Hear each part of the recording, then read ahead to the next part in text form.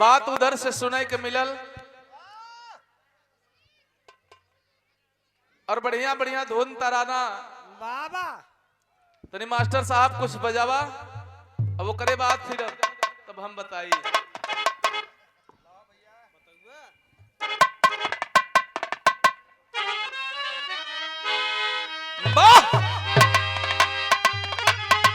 Hello hello ए master साहब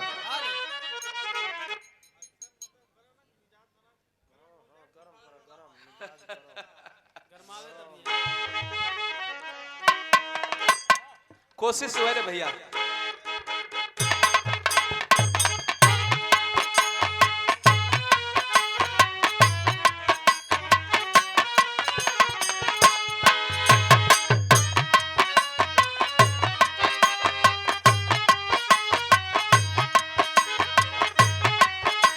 क्या बात है, क्या बात है।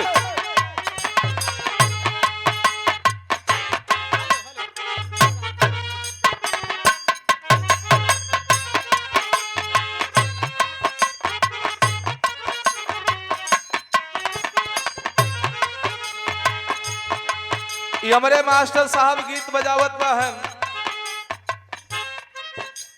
और भैया अच्छा बैठ जा, पीछे वाले भैया लोगन को तनी दिक्कत होत बा। कौनो मेहरारू अपने मर्द से कहत रहल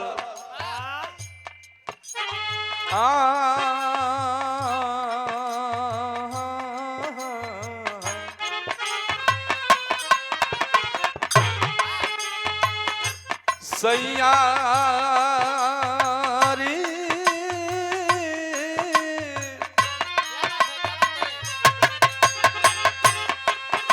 सैया सैयारी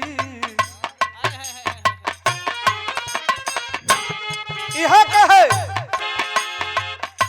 नाज अब तोहरा बिना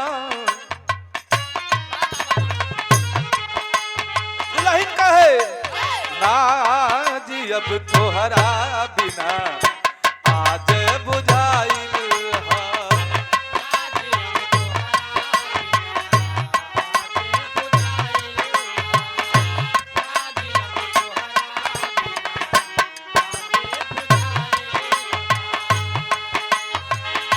सोच सोच बात हमार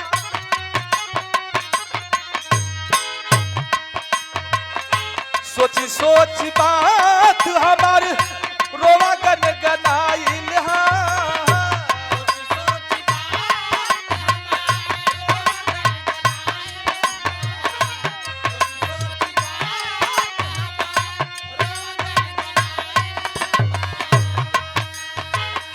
सोच सोच बात हमार रोवा गन गनाइल हा।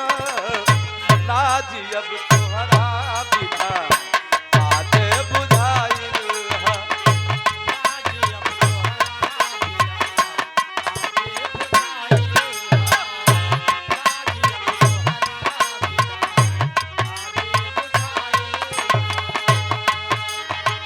दुल्हन का है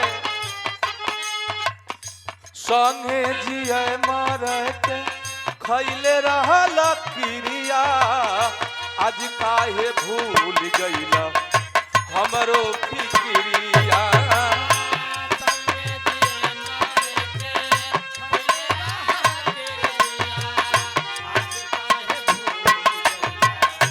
हमरो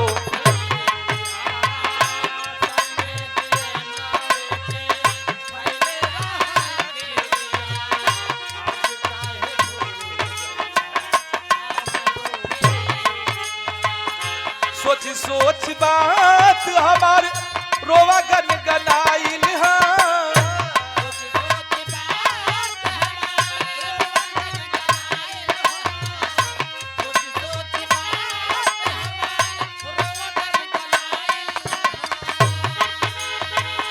सोच सोच बात हमार रोवा गन गनाइल हा। नाजी अब तोहरा बिना आज अब तोहरा बिना आज बुझाइल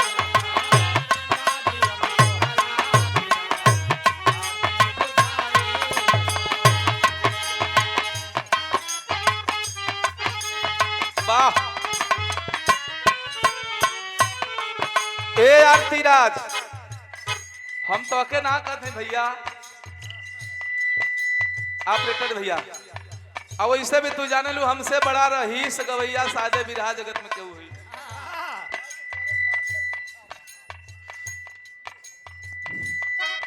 हम वो वाला गवैया है, सबका साथ सबका विकास,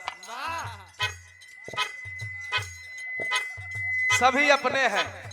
और तुम बेगाना ना हो, तुम अपने हो। यहाँ बांटत हो बिरादरी में, कहत हो यहाँ बिरादरी है, कलाकारों की जात नहीं होती। और अगर बिरादरी देख के न्योता दिए होते तो यादव जी ने होते, मौर्य जी ने होते, विश्वकर्मा जी ने होते। अगलो सच्चाई है। और एक बात कहना रे रंगीले भैया, कहन केरा दे दे बबलू भैया ले जाए। पार्टी में गिन ला लगभग आधा दर्जन, अगर थोड़ थोड़ सब सहयोग कर दें तो आधा दर्जन तैयार हो जाए। अकेला दर्जन में चलत है कि नहीं चलत, ठीक बा। मास्टर का संकेत बा,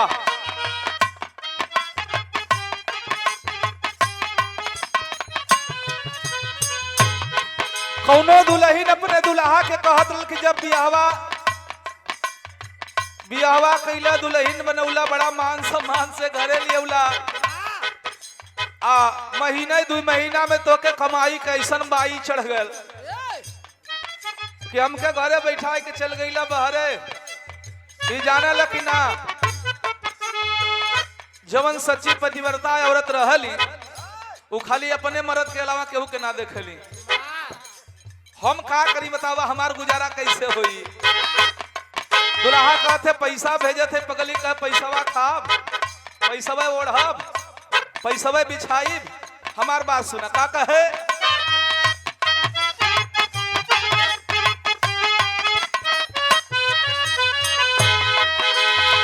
जिंदगी तोहरे नाम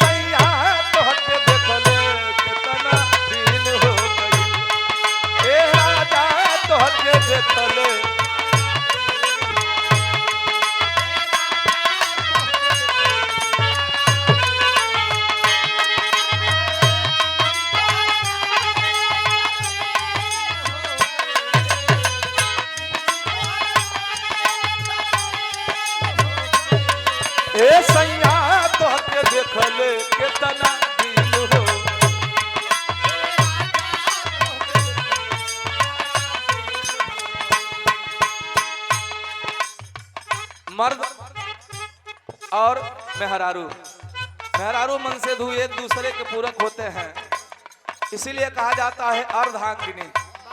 आधा अंग का मलकिन मेहरारू होली भैया। दुल्हनिया कह सुना, तो हर याद सतावता,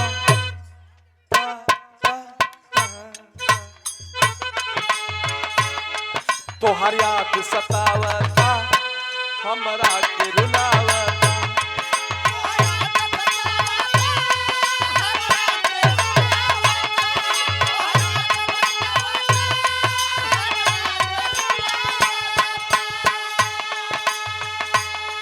रही रही के से दिया पे,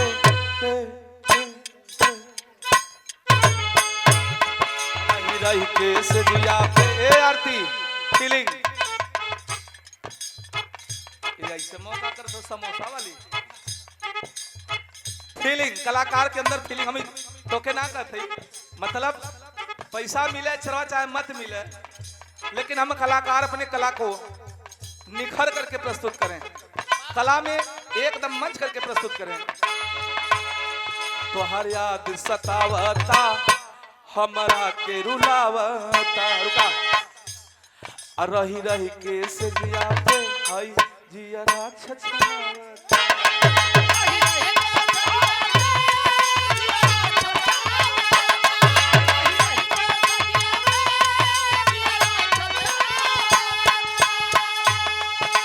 इतना ना सोनवा के गहना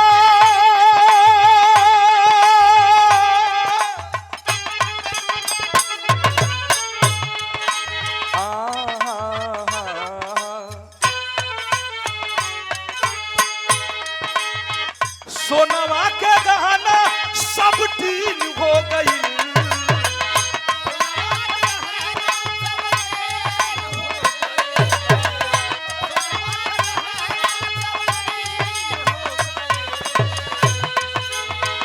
सोनवा के गहना सब टीन हो गई अरे सैया तोहके देखल काफी दिन हो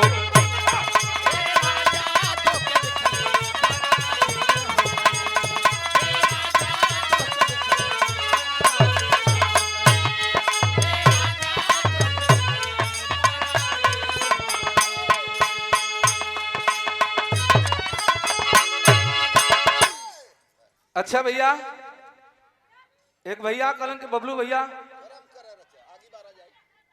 ठंडा मौसम तो है बा और तनी कुछ ऐसा गवनई हो जाए कि महफिल गरम हो जाए तो कोशिश हमारी वही रहे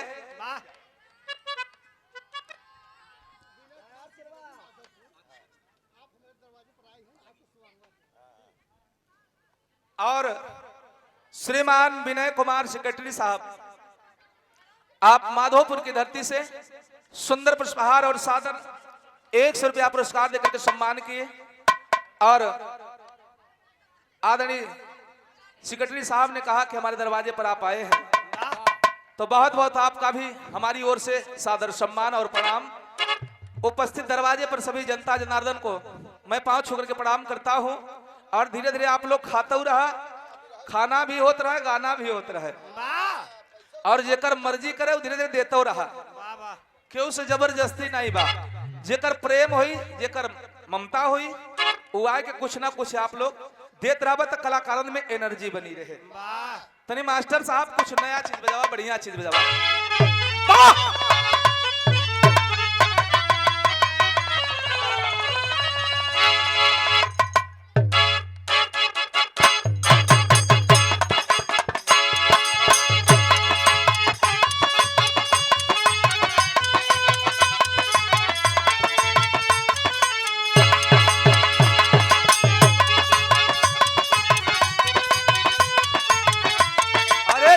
हमारे हरियाणा नरेश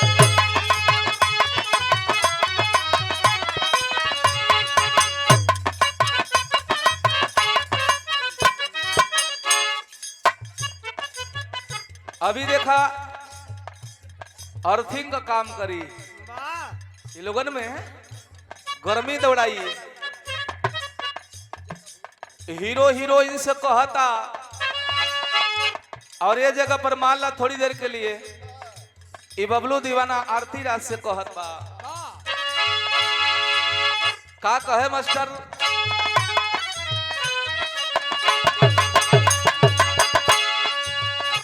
अरे ए सुगिया हो ए सोना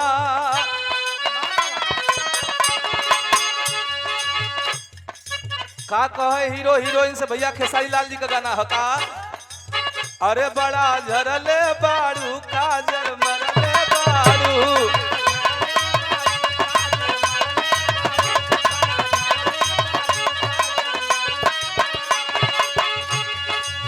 ये सोना भोरवे से मूड मोर बिगड़ले बाड़ू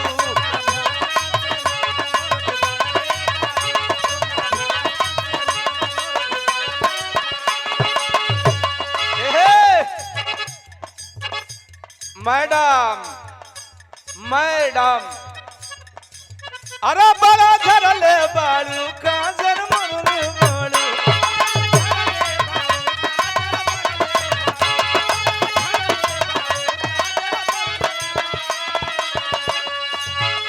सोना भरवई सबू डमर बिगड़ले बाड़ू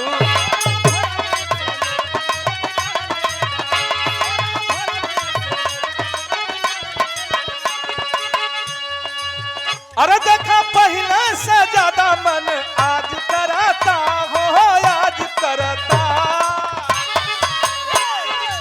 तब हीरोइन कहे तोहर दिल हमारा दिलवा पर राज करता अरे राउर दिल हमारा दिलवा पर राज करता ये राजा पायल उतार दा आवाज करता राजा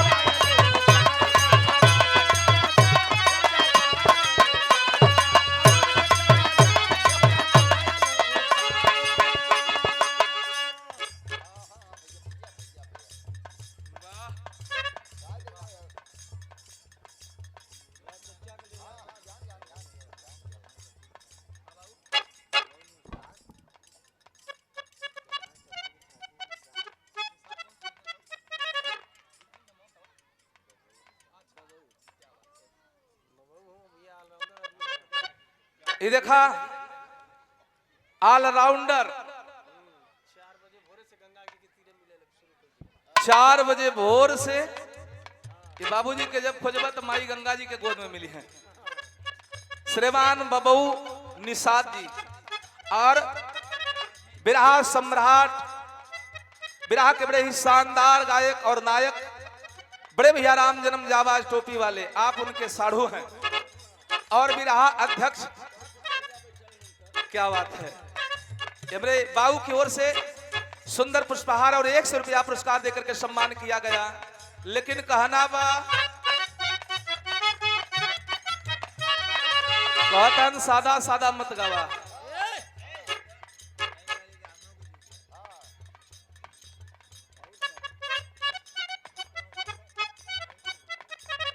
और हमरे बबू निषाद बाबूजी हमरे बलराम भैया बलराम यादव जी के पुरस्कार दिए बहुत बाबूजी को हम प्रणाम करते हैं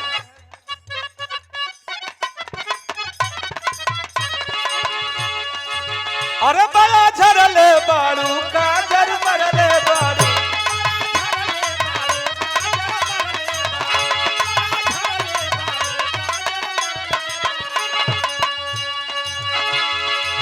अरे सोना भरवे समूड मोर बिगड़ले बाड़ू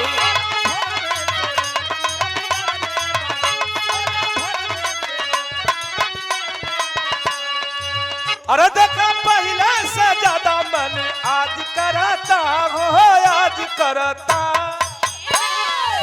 तो मेरा रू कहे राउर दिल हमारा दिलवा पर राज करता अरे राउर दिल हमारा दिलवा पे राज करता ये राजा पायल उतार दा आवाज करता ऐसे ना हो भैया हाँ वीडियो में भैया वीडियो में बेडियो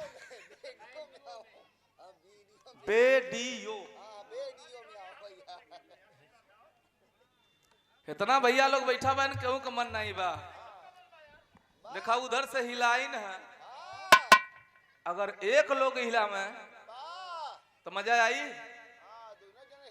आप लोग बोला तो हिला दे बाबू लोग सब लोग तनी हाथ उठा बता क्या बात अब मास्टर साहब कहत बान देखा हिलावा लेकिन गिराया मत अते ऐसे कह ला तनी मौज ले लई है इंटरटेनमेंट बा साफ सुथरा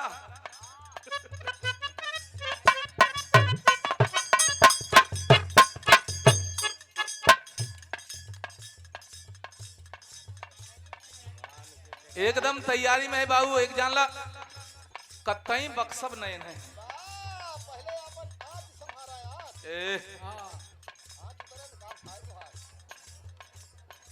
ये गमछा दे के हमके मजाक करबा।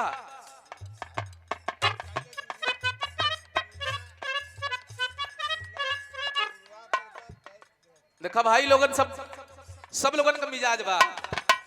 अरे बड़ा झरले बारू काजर मरले,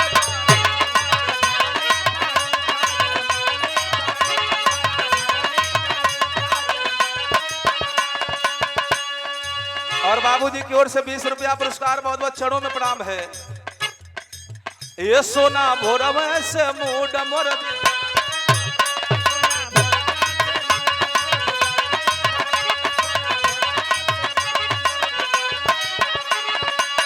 ये देखा आइटम है, आइटम स्टेप जेके अंग्रेजी में कहते नहीं, बदल बदल के मारब।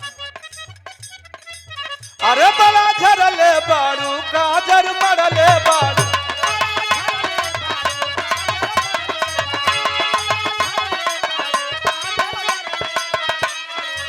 ए सोना भरव समूट मोर बिगड़ले बारी।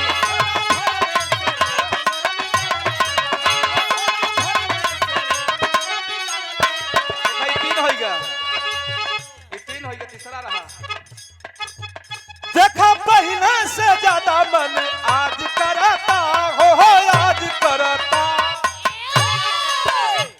और मेहरारू कहे अरे राउर दिल हमारा दिलवा पर राज करता।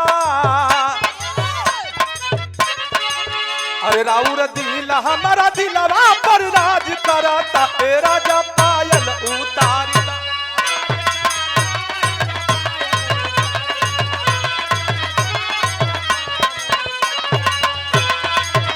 क्या बात है।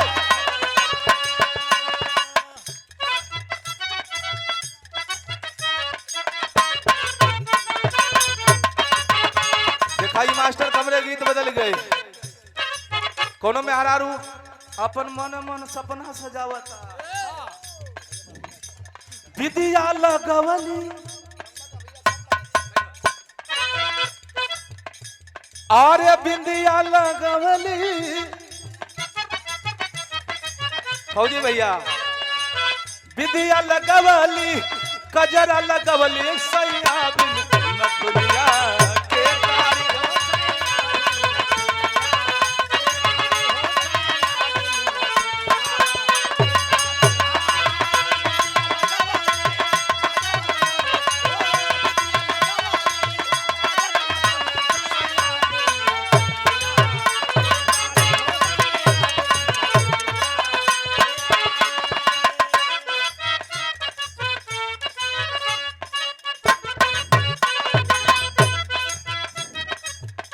मास्टर साहब का गीत बदल गई। सही। अरे ए बूढ़ा काजर लगाइला। देखा ये सब वो संपत्ति है, वो दौलत है कि जब चाहा तब नहीं है। देखा ताजगी है। अरे ए बूढ़ा काजर लगाइला और फिर नया जवानी।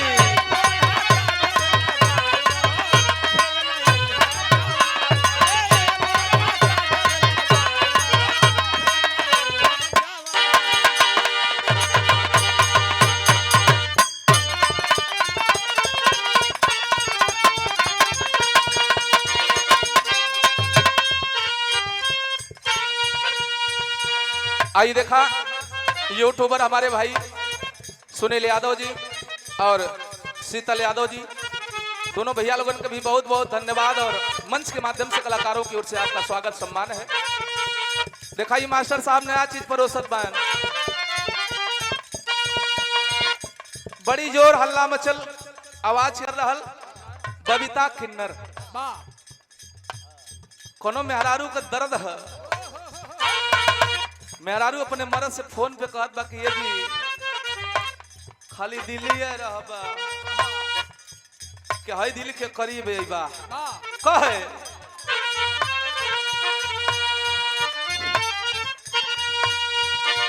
और डर नहीं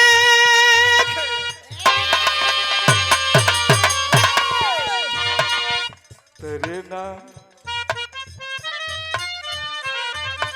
रे नारी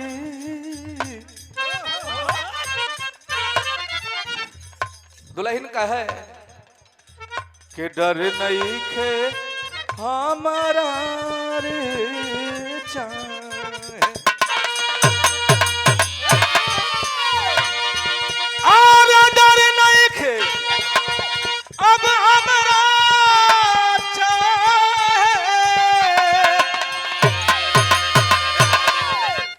और केहू कुछ कारी लेकिन चूल्हा लगे जरी अब चूल्हा लगे जरी अरे जहिया दिल्ली से आई है हारी चूल्हा लगे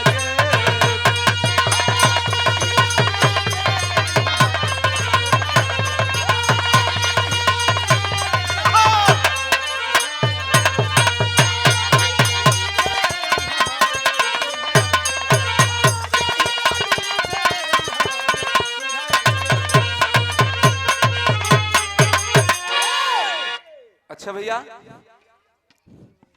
मौसम भी ठंडा और देखो थे महफिल भी हेलो हेलो धीरे धीरे ठंडात बा लेकिन आवे उधर से आरती राज जी की ओर से बड़ी सुंदर आप लोगों ने ये कांड पारिवारिक कांड सुना। 15 साल तक वो मतारी बाप के बेटी बेटा नहीं भइलन के वो ओझा सोखा के वो जानकार मिलल बतौलस हेलो और संजोग से एक बिटिया मिलल और आखिरी में परिणाम यह निकला निष्कर्ष यह निकला कि वह बेटी किसी और की थी और लास्ट में अपने माता पिता से मिल गई। वाह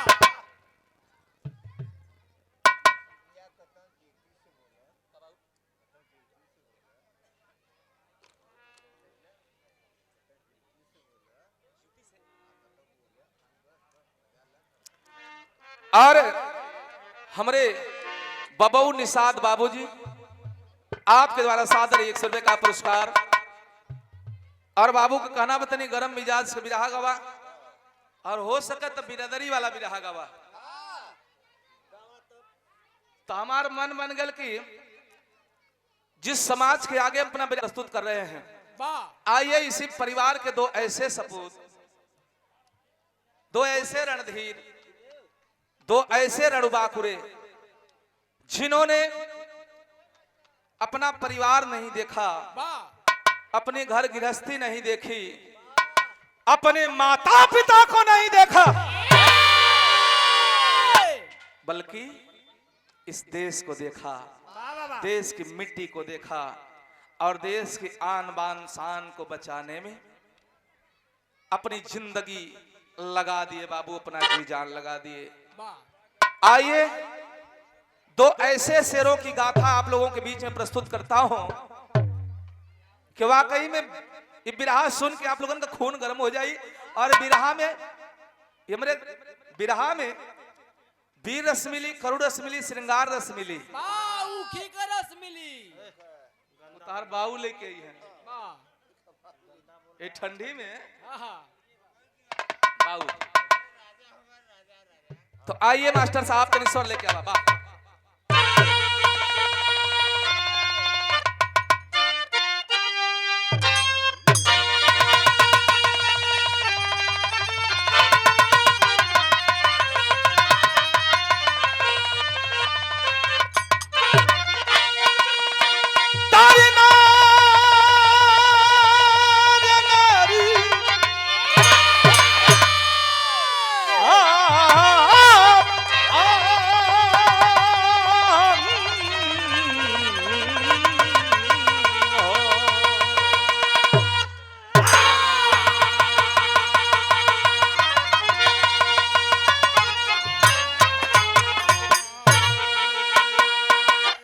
और एक चीज रियलिटी हम आप लोगों के बतावे चले थे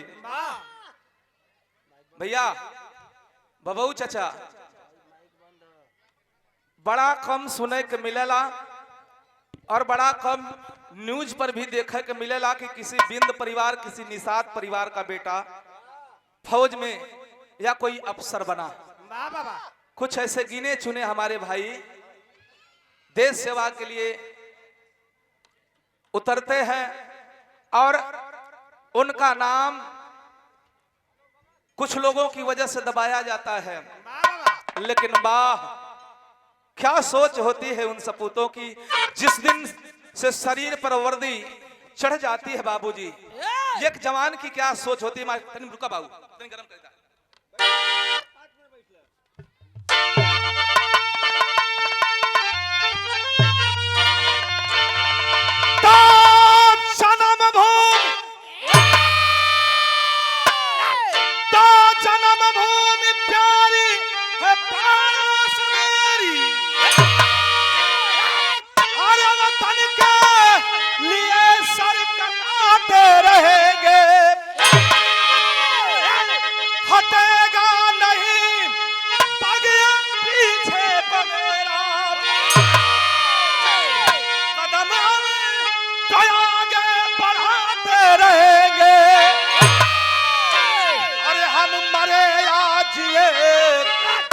छोड़ेंगे नहीं हम न विजयी पताका उड़ाना सिखाए। भूमि में हमने सदा बल दिया, बल की बेदी पे गर्दन चढ़ाना सिखा।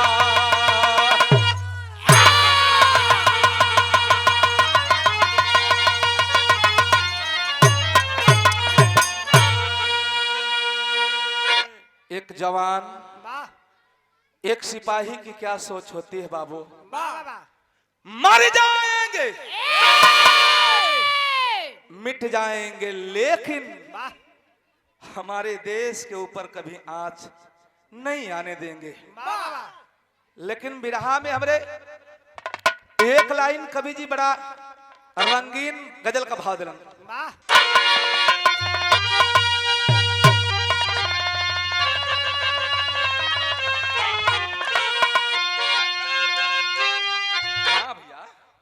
बस संकेत करके छोड़ दिया करा। कोनो शहर का लड़की देहात में आयल घूमे और गांव का चंचल लड़का चलाक लड़का कल से मैडम ए मैडम ये तो हर शहर ना है, ये देहात है और यहाँ अगर ठीक ठाक से ना रहबू तो गांव का लड़का बड़ा खुराफाती होलन। बतौले कैसे भैया आवा।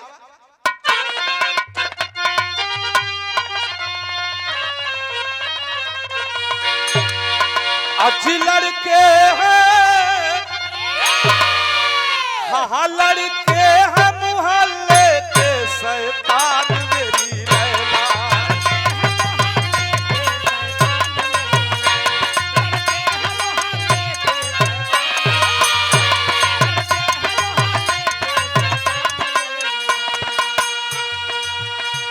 लड़के हैं मुहल्ले के शैतान मेरी लैला।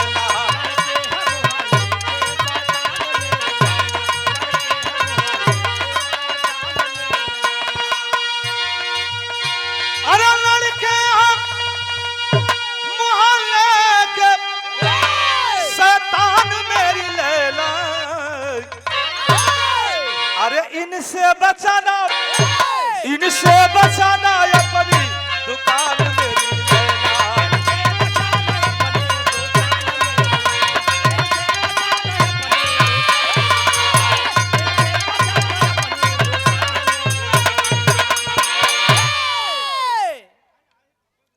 इतना गजल है लेकिन तनी बिरहा का आनंद ला।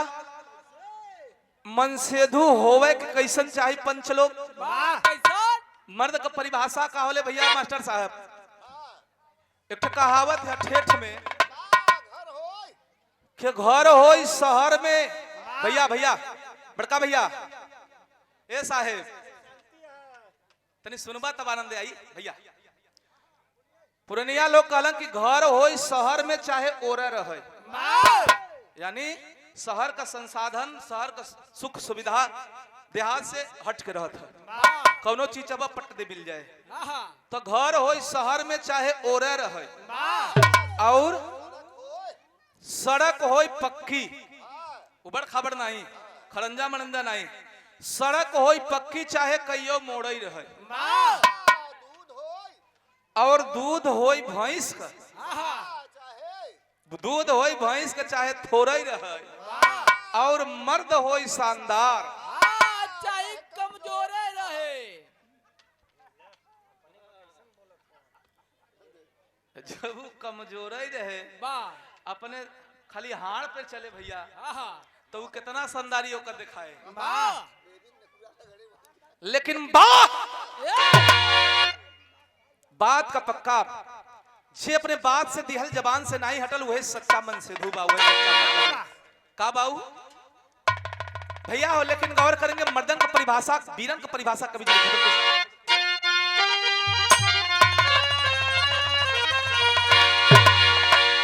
अरे पानी पे,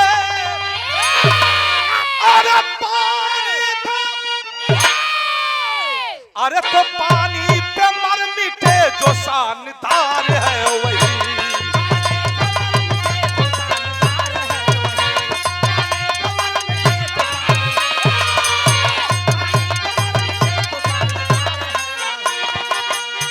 पानी पे मर मिटे जो पानीदार वही,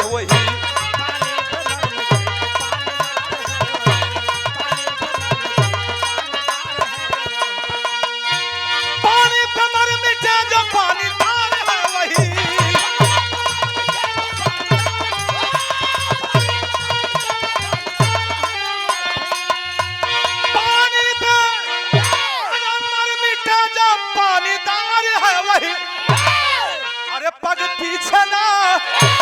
पग पीछे ना हटाए शानदार है वही, पग पीछे ना हटाए शानदार है वही, पग पीछे ना हटाए भैया। समाज में कोनो बात पे कदर ठीक है भैया, बढ़िया हम तैयार है, लेकिन जब घरवा आइला वो मलकिन तनी चप्पली की का बकबकाए देला तू अच्छा का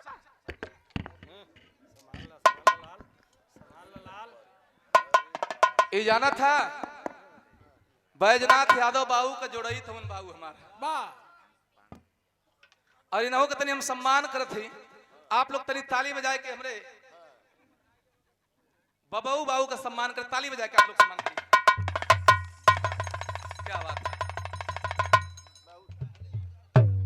दिखाई है प्यार है, आरती दिखाई जगह पे बिरदरी नहीं दिखा थे कलू ना कि हमारा बिरदरी है, हमारे सभी भाई हैं। और परमान पट्टी चौहान पट्टी की धरती से हमरे बबू निषाद बाबू, हमरे राम जन्म उस्ताद के आप साढ़ू हैं, आपकी ओर से शानदार 500 रुपया पुरस्कार देकर के सम्मान किया गया। बाबूजी को हम प्रणाम करते, बैठ जा बाबू, बैठ जाते हैं, बिरहा चले जाते। और बिरहा के बड़े ही शानदार, बड़े जानदार नए अध्यक्ष भाई हमारे श्रीमान महेंद्र यादव जी इस महफिल में आ चुके हैं। भैया महेंद्र भैया तनी आ जा यही गरमाना है आपको कितनी ला दी। और महेंद्र यादव भैया कलाकारों को रोजी रोटी देने का काम करते हैं। इन्होंने नई सिरे से बिड़ा उठाया कि हम कोई भी कलाकार छोटा हो चाहे बड़ा हो, कजरी का हो चाहे बिरहा का हो, सबको गवाने का काम करेंगे, सबको एक मंच दिलाने का काम करेंगे। अगर मिर्जापुर की धरती रही तो एक कलाकार मिर्जापुर का, एक कलाकार बाहरी। जरा सा भैया के इस फैसले को आप लोग ताली बजा करके इनका सम्मान करिएगा।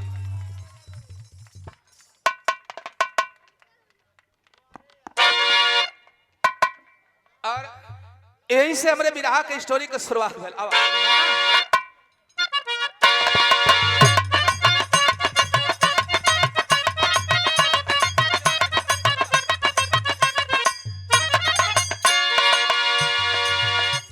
वीरों की वीरता का इतिहास है अमरी,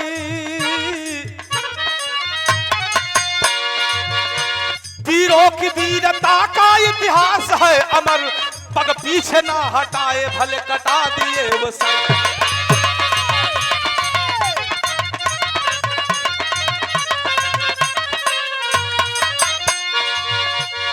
सुनिए सुनाता हूँ मैं एक ऐसी कहानी, सुनिए सुनाता हूँ मैं एक ऐसी कहानी, एक बिंद परिवार ने छोड़ दिया निशानी।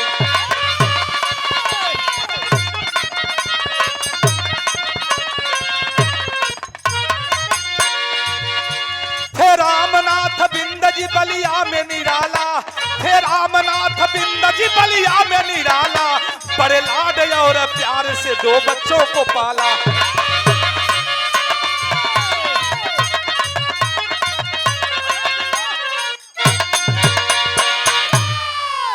भैया हो कहानी को समझ ले। रामनाथ बिंद,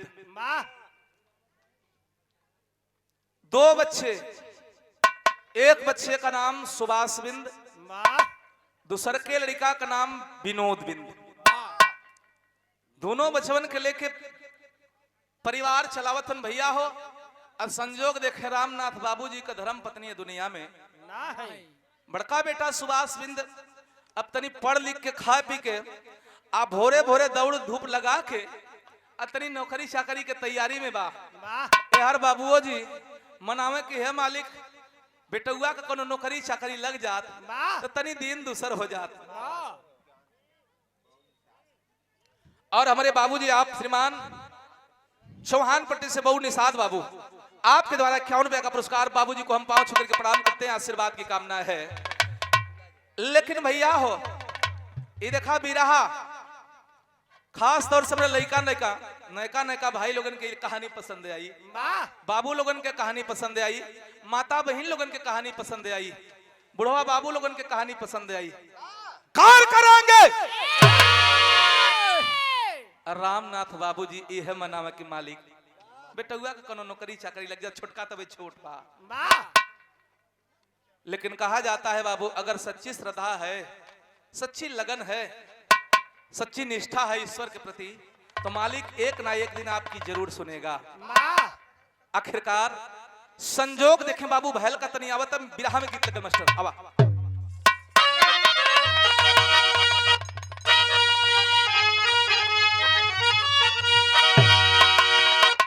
मास्टर साहब तू हमारी उम्र घटावे में लगा है। लेकिन जब ये बाबू लोग बैठ के बिरहा सुनत बान तो हम गायब हो, कोनो दिक्कत ना है आवा।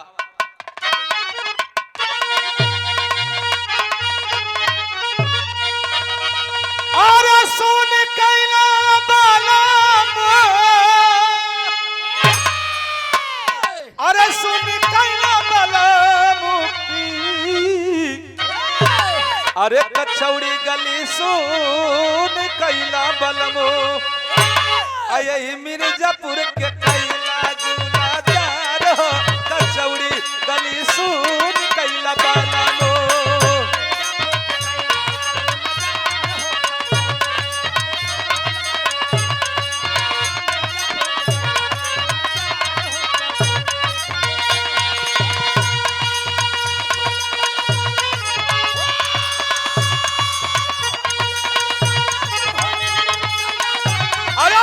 मालिक क्या बात है।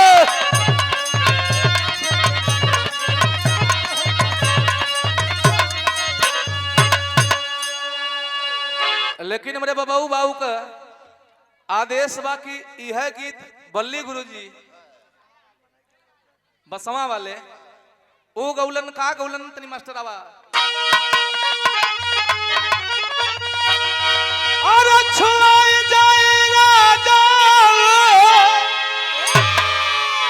छुआई जाए राजाऊ की, अरे गगरी छुआई जाए राजाऊ, अरे संयम धर्म नसाई जाए, गगरी छुआई जाए राजाऊ।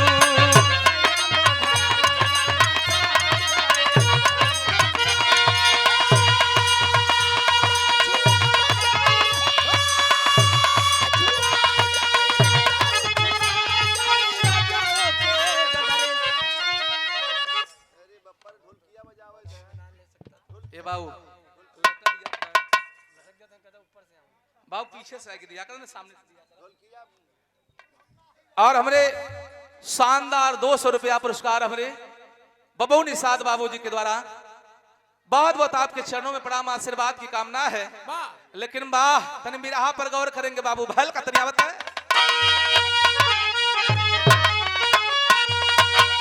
और साकार भैला मिताऊ,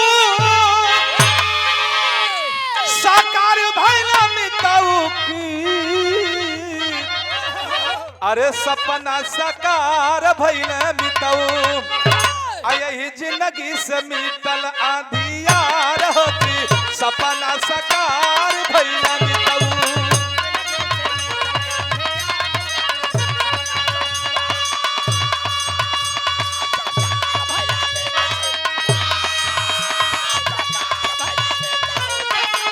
अरे जियो जियो मालिक।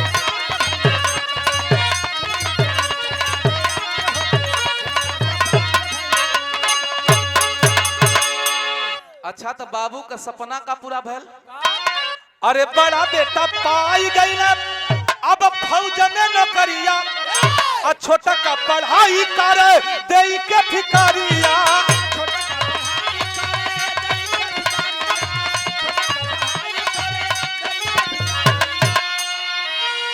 अरे छोटा का पढ़ाई करे दे के भिखारिया,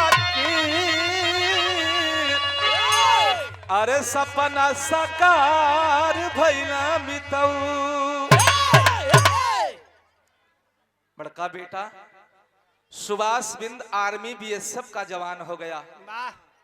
आर्मी बीएसएफ के 4थी बटालियन में वो सिलेक्शन उसका हो गया। एहर छोटा बेटा विनोद जौन लभे लटो रहे बा, पढ़ाई लिखाई करत बा, बाबूजी कम खुशी दुने दुन बा हो।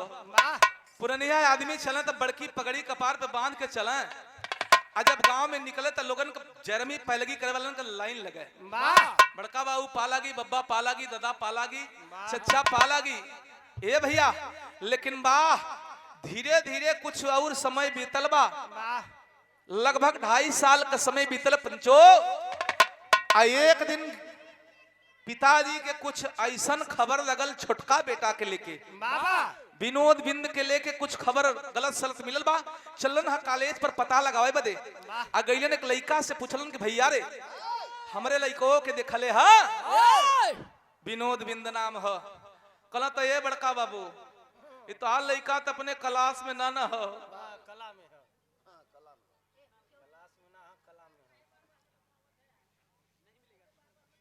ये देखें नई जिम्मेदारी, अभी कुछ महीनों पहले जिन्हें जिम्मेदारी मिली है, बागडोर मिला है, बिरहा संघ अध्यक्ष 3 जिले का कमान संभालने का काम कर रहे हैं। भदोही, मिर्जापुर और सोनभद्र, यानी मंडल स्तरीय अध्यक्ष हमारे बड़े भैया श्रीमान महेंद्र यादव जी बिरमुआ की धरती से बड़े भैया की ओर से ढेर सारा सादर सम्मान और पुष्पहार सादर 200 रुपया पुरस्कार देकर के सम्मान किया गया। बड़े भैया को हम बहुत बहुत प्रणाम करते हैं। भैया हो तनी कहानी पर ध्यान रहे आप लोगों का, कैसे बिरहा का मूल चीज कहानी होला। बाबू पूछलन लड़का बतौलस कि तोहार लड़का तो अपने क्लास में ना बल्कि कला में हो। कलम मतलब कहे तू खुद जाके मतलब निकाल कलम कहाँ कहे कलेजवा के पीछे में। वही रसलीला होता। बाऊ गइलन हा बाहर क्लास में ना गइलन, गइलन कॉलेज के पीछे। एक बहुत पुरान महुआ का पेड़ बा, और वही महुआ के पेड़ के नीचे एक 18-19 साल का सयान लड़की। देखा बोले में यह शुद्धता होता, हम जवान भी कह सकते रहे लेकिन नहीं। 16, 17, 18 साल के एक सयान लड़की जो कि अपनी उम्र पर आ गई है। आ वही विनोद के साथ में बैठल, लेकिन दशा कौन है, लड़की अपन हई दहिना पैरवा फैलौले है, और वही पेड़वा का सहारा लेके उठंगल है, आ मूड़ी नीचे कैले है, और वही लड़की के दहिनी पैर पर उनकर बेटा विनोद बिंद अपन हई मूड़ी रख के और ऊपर की मुंह करके ये पैर पे पैर चढ़ा के सुतल है, दोनों का मुंह एक तरफ। आ दोनों बतियावत हन, बाबू पेड़वा के अड़वा से सुनत होन कि देखी तो का बातचीत होला। ये भैया पुरान आदमी सुनत होन, जांचत होन, तबले लड़कियां बतियावत एकाएक लगल रोवे। आज जब रोवन छऊ के एक बात विनोद से गलत बिरहा में रंगीन गीत लगल मास्टर।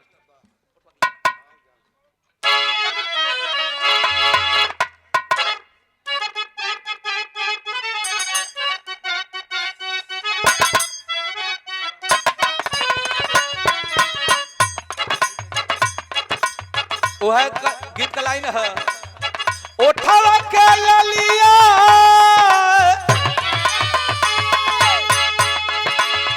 उठावा के ललिया कनावा के बलिया, उठावा के ललिया कनावा के बलिया, आखिया का काजरा।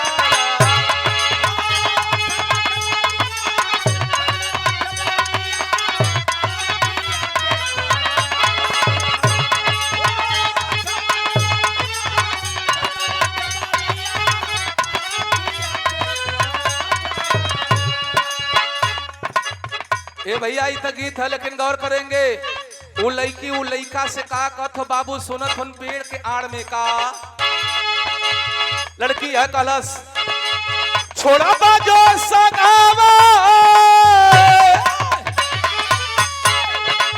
छोड़ा बाजो सगावा अदे दे बजनावा, छोड़ा बाजो सगावा अदे दे बजनावा, सुनाय जिंदगी के जाना।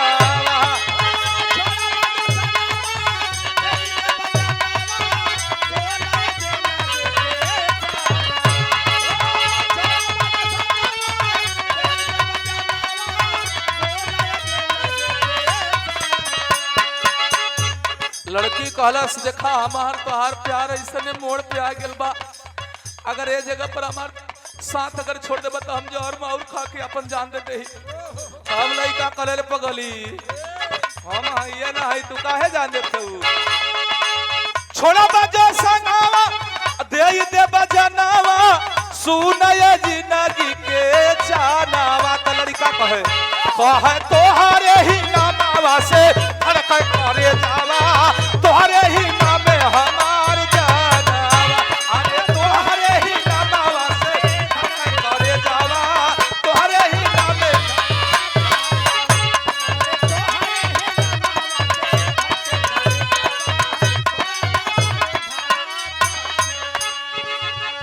सादर 200 रुपया पुरस्कार सुंदर पुष्पहार ये बाबूजी की ओर से प्रदान किया गया, बहुत बहुत चरणों में प्रणाम है, परिचय के मोहताज नहीं, हमारे मिर्जापुर की शान और सम्मान है, स्वाभिमान है।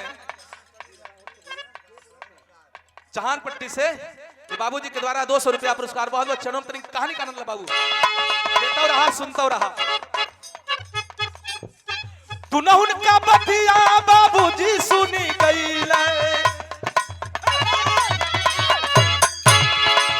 रामनाथ बिंद बाबूजी जब दोनों को बात सुन कल हई देखा एक छोरवा का देखा पैसा कौड़ी यही बदे लगावत है रे सुन तू न उनका बतिया बाबूजी सुनी गई हथवा में लठिया उठाई चली भई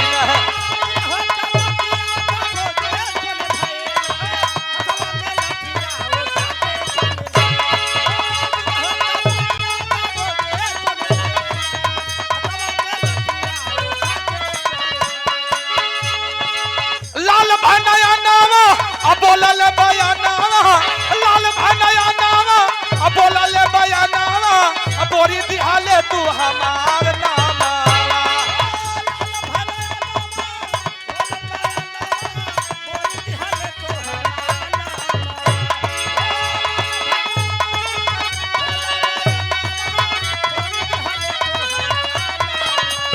अरे लाल भनया नामा बोलल बया नामा बोरी दिहाले तू हमार नामा कह तोहरे ही नामा से करे जावा तोहरे ही नामे हमार जाना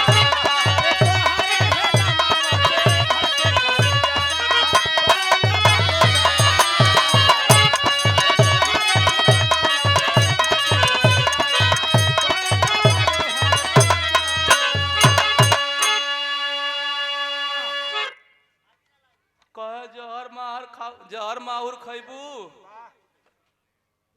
सोचा मत हमरे रहते तो के ऐसा दिन देखे के ना मिली। वाह तू ऐसा सोचबू तब तक हमार लाश पैबू। अरे बाप रे बाप, देखा पुरनिया आदमी सोच नहीं बोला उठौल लाठी कह तेरी महतारी क ससुर घरे से आए के पढ़े बदे यहाँ आबान का तोहान करत हुआ करे जान देबे। अच्छा बाऊ का आवाज खाने में पड़ल है पंचो तो दोनों सन्ना के सन सन खड़ा भइलन। जब हराराय के खड़ा भइलन ह लड़की एक तरफ लड़का एक तरफ दोनों को मुड़ी नीचे हो। पूछतन कि करे सरावा ये बताओ जात बिरादरी कहो कौन जाति कहो। अच्छा तो यह देखा मुड़ी लटको ज्यादा डाटा मत बिरादर है। अच्छा तो बिरादरी के नाम पे बाबू के ठंडक मिलल तो कहला तो अच्छा तो ठीक कैला भैया बिरादर खोज लेला, लेकिन कोनो ऐसन तो नहीं कैले कि पिसनवा सान दिले हुआ। कहला नहीं बाबू हम तहार बेटवा है कान पकड़त है क्रिया तोरे चरण का खात है कोनो ऐसन काम नहीं कैले है जौने से कि तोहार मान मर्यादा नीचे झुके। कलम वाह बेटा वाह ठीक है। लड़की से कलम के बिटिया का चाहत है कह बिना इनके जी अब ना मन से बियाह करा दा। कह अच्छा मन मन सोचा तो उनके देखा यो बड़ी तेज है बा फकर फकर बोला था कहा ठीक बा भैया बियाह तो करा दे पतो अपन बनाए लेकिन तनी साल 2 साल बोध करा वाह तनी साल 2 साल बोध करा मान सम्मान से अपन पतो बना के ले आई भैया हो। अब देखा लड़की एक तरफ गई और लड़का के अपने लेके चलन विनोद बिंद के ये ढोड़ा पकड़ना ना हम पहलवान बाबू और ढोड़ा पकड़ना जब लड़की आड़े गई तो ठेलला लगला कहा मारा मत मर दवा तनी दिमाग का तनी कमजोर रहल कहा मारा मत कहा ससुर मारी ना तो के बतावत है ऐसा काम कह दिला कि जौन गांव में हम निकलत रहली लोगन का लाइन लगत रहला आज लोग हबरे पर हंसिए कह तू घबरा मत बाबू अपने बेटवा के डांटा थन बिरहा में टेरी लगल भैया।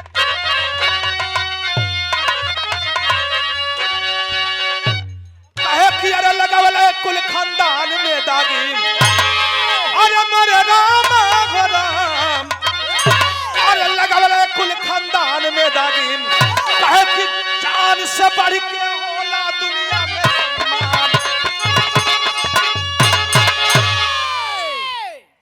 कला जान विद्वान लोग बताते हैं महेंद्र भैया कि अगर दुनिया में आपका रुपया चला गया आपके पास से रुपया चला गया तो समझो कुछ नहीं गया और अगर ये शरीर चली गई तो मानो कुछ गया आरती तो समझा कुछ और जेकर मान सम्मान मर्यादा चल गल पंचो न वो धरती करही न वो आसमान करही। बाबू अपने बेटा के समझाओ तो कल घबरा मत बड़ा बड़का बेटवा बखानत हुआ कि हमार बड़का बेटा नौकरी करेला हमार बड़का बेटा फौजी है खाली तोहार बड़का बेटा ना छोटको करके दिखाई मान सम्मान ई भी रहा है। छोटका कसम लेते कि घबरा मत बुढ़ऊ जितने तू डांटत हुआ उतने हमरो प्रशंसा करबा बड़का बेटा लगौले हुआ। धीरे धीरे समय बीता लगल यह खा पी के तैयारी करे लगल दौड़ धूप लगावे लगल। धीरे धीरे एक दिन उस समय आयल व पंचो विराह में गीत लग गल।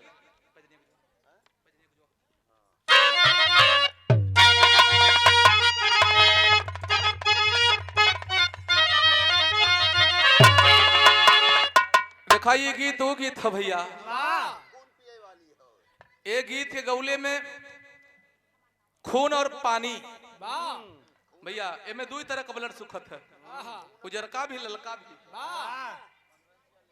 और ये सब गीत खास तौर से हम लोग ने नहीं बनल नहीं स्पेशल गीत स्वर्गीय सम्राट बिरहा के सिरताज बाबू रामदेव बाबू बुल्लू बदे बनल है।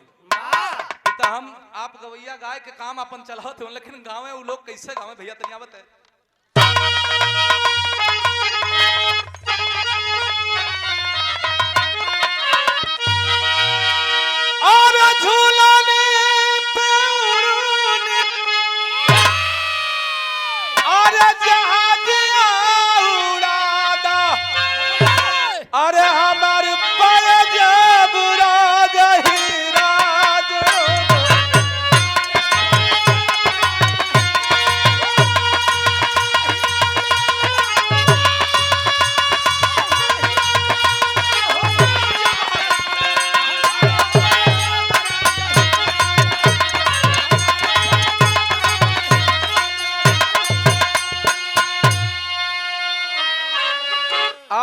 पढ़त लिखत है, दौड़त है, रियाज पानी करत है, एक बात करे अंदर गूंजत है का और लागल अरे लागल बतनवा अरे बाबू का पतिया जैसे बनवा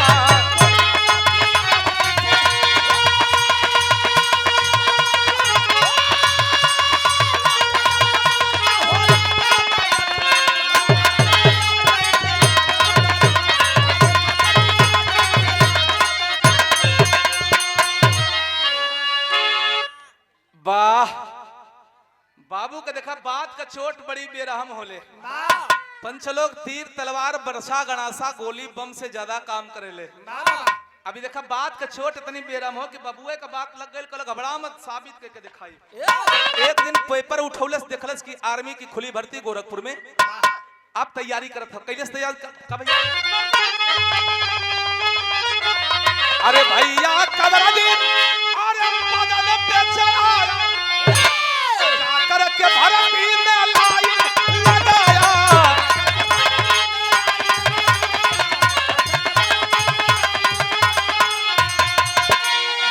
अरे लागल बतनवा लागल बतनवा बनवा फानी दिया लागल बतनवा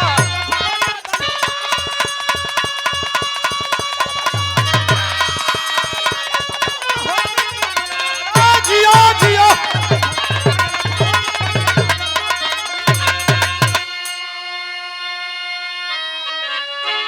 कसम खा लिया भैया हो पेपर उठौलस पढ़लस सब क्रिया खाए के अच्छा तो दूसर कौनो ओढ़ना कपड़ा नहीं मिलल आनन फानन में बड़का भैया का पुरान वर्दी घरे रखल बा वह पहिर के चल देलस आ गईल है खुली भर्ती देखे बदे कहाँ गोरखपुर में आज जब गोरखपुर में पहुंचा है बाबूजी तो तमाम अभ्यर्थी तमाम लड़के लाइन में लगे हैं यह सोचा था कि हमारा नंबर कब आई अच्छा लाइन में लग के बारी बारी से बढ़त हो सब लोग लाइन में लगल लगल एकदम उबी आ गल जब उबी आ गल तब बगल से अपन हाथ लगाए के अपने जगह पर अब बगल बगल चलत बा कुछ दूर ला बगल गई तब ले भर्ती लेवे वाला अधिकारिया का नजर पड़ल कि ये भाई ये कौन सा सिपाही है जो अपनी ड्यूटी वहां पर दे रहा है एक सिपाही को भेजा जाओ उस जवान को इधर बुला लाओ सिपाही गया है और वर्दी को देख करके बाबू वह सिपाही भेजा हुआ सिपाही सोच गया कि ये कोई सिपाही ही है सैनिक सेना का सिपाही आओ देखा न ताव देखा और विनोद बिंद को फटाक सलूट मार दिया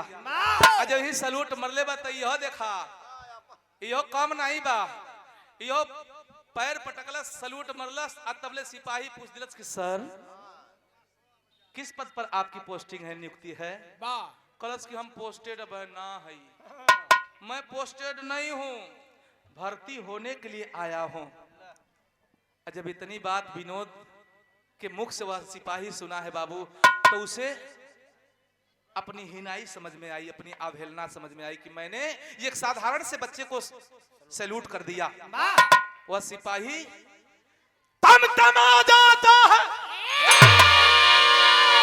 और पकड़ लिया विनोद बिंद के कॉलर को और खींच करके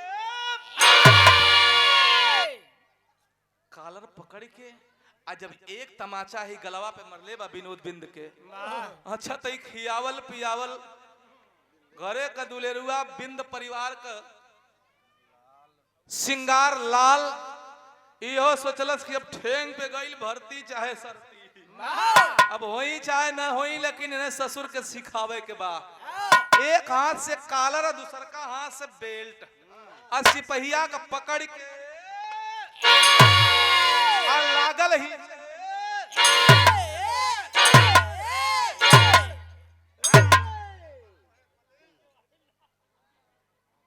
चार छह 10 बेरी हिंच दिलस उनकर आँखी ओखी फूल गए मुंह हनुमान जी के दिया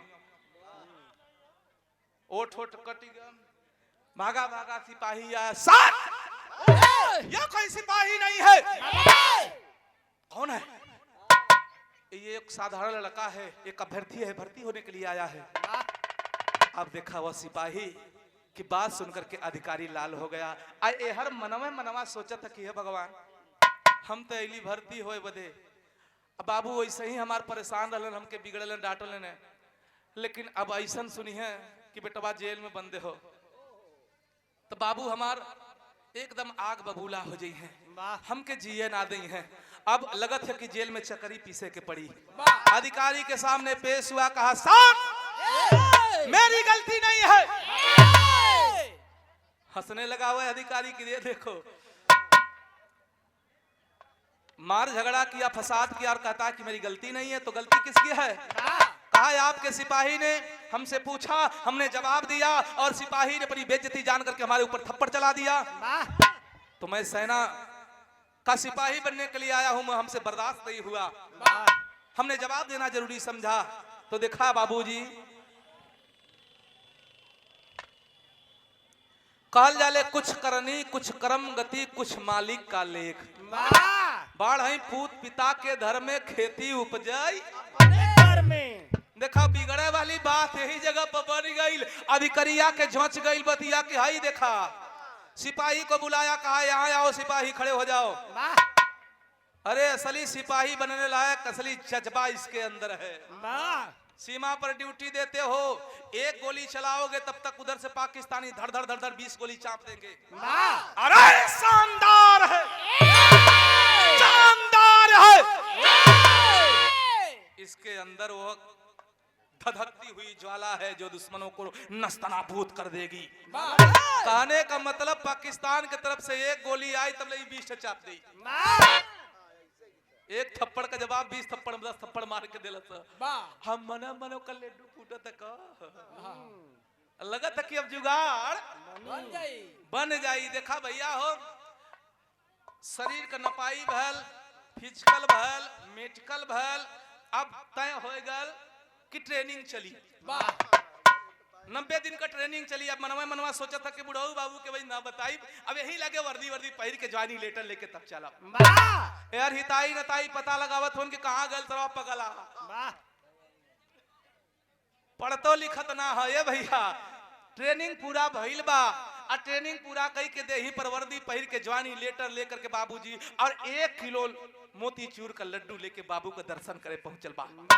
आ जाए के बाबू का दोनों पैरवा पकड़लस, आ पकड़ के धीरे धीरे मंद मंद मुस्कियात है। बाबू कहतुन भैया बड़ा खुश लगत हुआ आज देखत है, बड़ा खुश रहला हुआ, लेकिन इतना दिन ले कहां रहले बचवा, कहां रहला बाबू?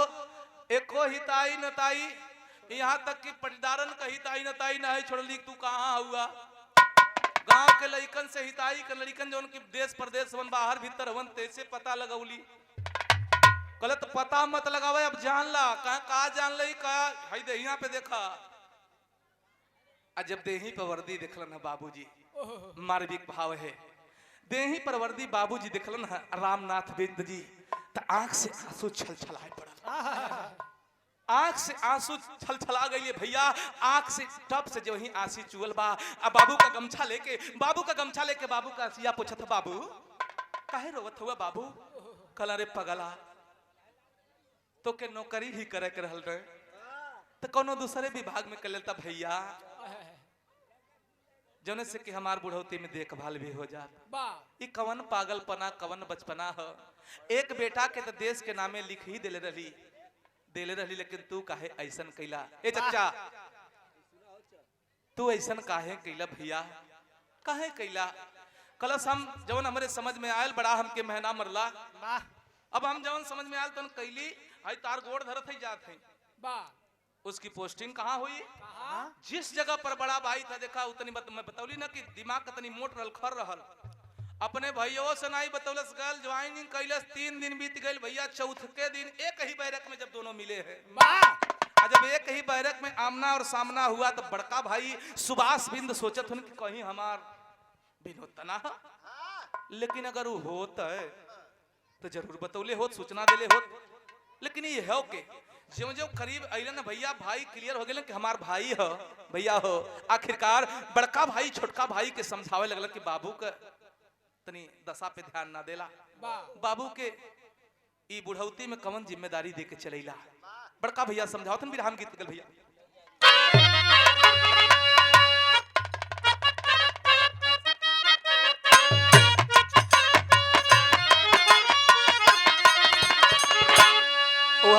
लाइन बाकी कोनो दुल्हन अपने दुल्हा से कहे कि ए जी अब बंबई कमाए मत जा,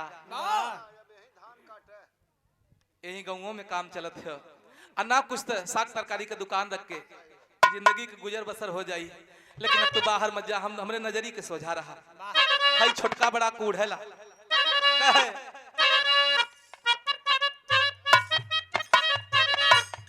यह कहे अरे मड़ई में रहल जाई, मड़ई में रहल जाई, सैया तू बजरे रहा।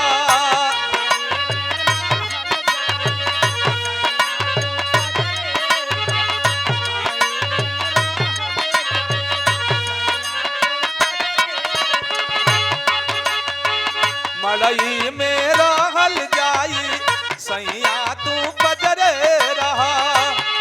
कौन काम आई तोहारो नौकरिया दूगो,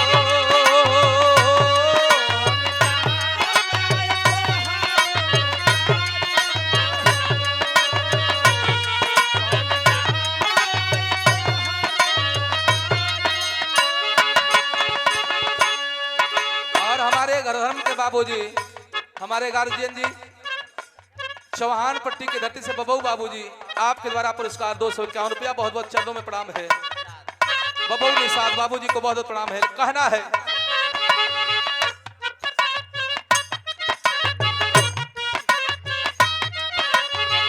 कहना है बड़ा भाई छोटे भाई को समझाता है, बाबू के बुढ़ाई आके कैला खियाल नाही,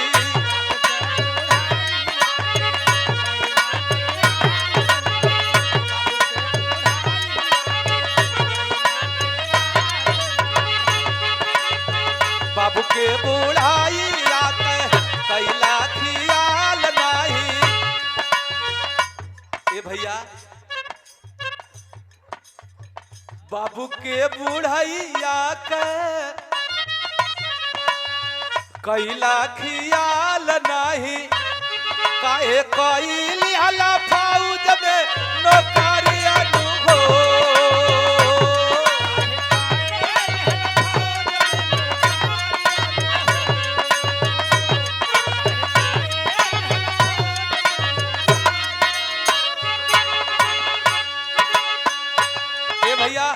बड़का भैया समझावतन भैया ऐसा काहे कैला, छोटका बतावत है का मेहना सुनावे बाबू रोजगारी आवे बाबू,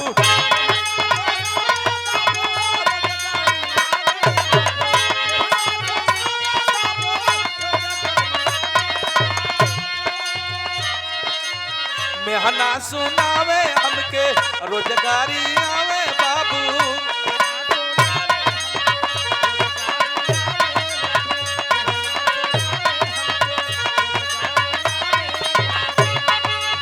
मेहना सुनावे हमके रोजगारी आवे बाबू, त यही से छोड़ी अली सारी जिम्मेदारी अनु हो।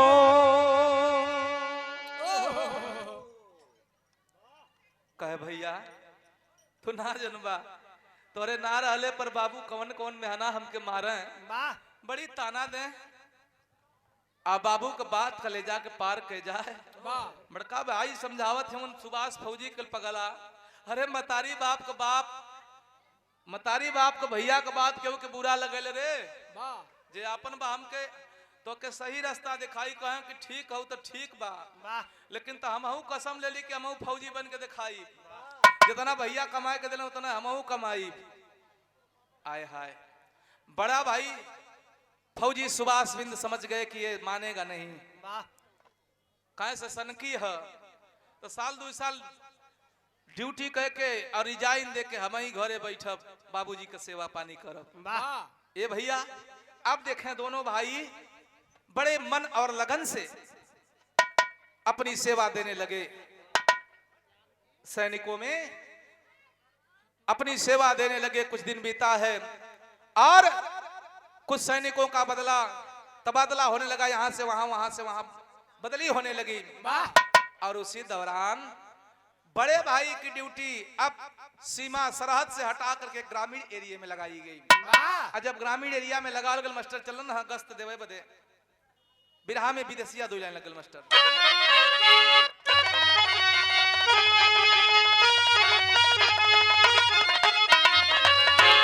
अरे तगस्त देवे चाला जाबा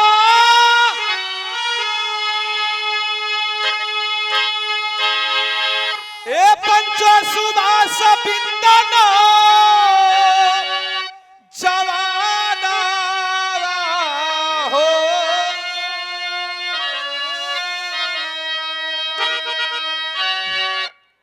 अरे रोवा एक बुढ़िया कोई समाना है ये बाबूजी।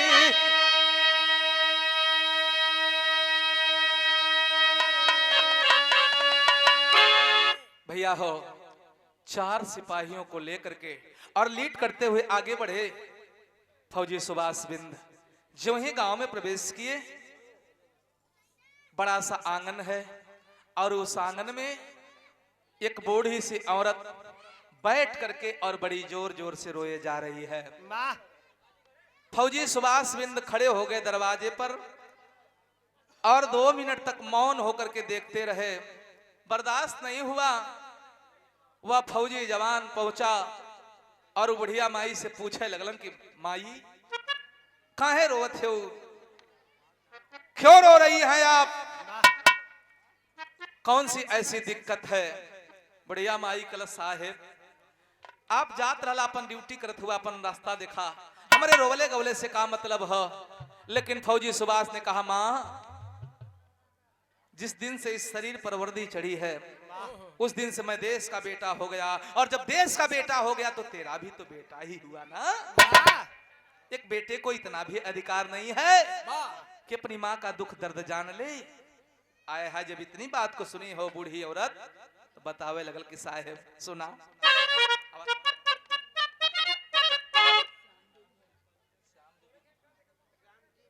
अच्छा बेदौली से और बेदौली की धरती से मेरे बड़का भैया आदरणीय श्रीमान श्याम जी बिंद बड़े भैया को से सादर 50 रुपए का पुरस्कार इस भाव पर। मैजिक वाले क्या बात है, मोटर मालिक हैं आप। भैया को बहुत बहुत हम प्रणाम करते हैं। बुढ़िया माई बतावत है कि काहे रोवत है पंचो भी यहाँ पर आप लोगों का ध्यान रहे बा। कहे कि गोदिया में रहले हमारे ए साहब दुईठे सुगनावा हो, अरे मुड़ी काट मरल सये तनावाए बाबू दी। कहे दूठे बचवा रहलन दोनों लइकन के अलगाववादी जौन जम्मू कश्मीर में ये संगठन चलेला वही अलगाववादी संगठन का लोग आए के सुतले में हमारे दोनों बचवन के मार के चले गई ना। बाबू रोही न तक काहे आंसू पोछत बा बुढ़िया माई। लेकिन ये फौजी साहब आ बाबू दोनों बचवन मरी गई ना, एके बदे ना रोवत है साहब, एके बदे ना रोवत है। और जब इतनी बात को सुना है बाबू और सुभाष बिंद फौजी आराम दो बच्चे मारे गए, फिर भी तू कह रही है कि बच्चों के लिए नहीं रो रही हो। मैंने तो सोचा कि तेरा दुख बड़ा बहुत बड़ा है रे, लेकिन ऐसा कौन सा दर्द है माँ। तब बुढ़िया माई बतावे शुरू करे पंचो। कहे कि ये कमाबाद बात अरे बेटी का गवाना हुआ तक अरे कैसे कारब कन्या दरवाए बाबू।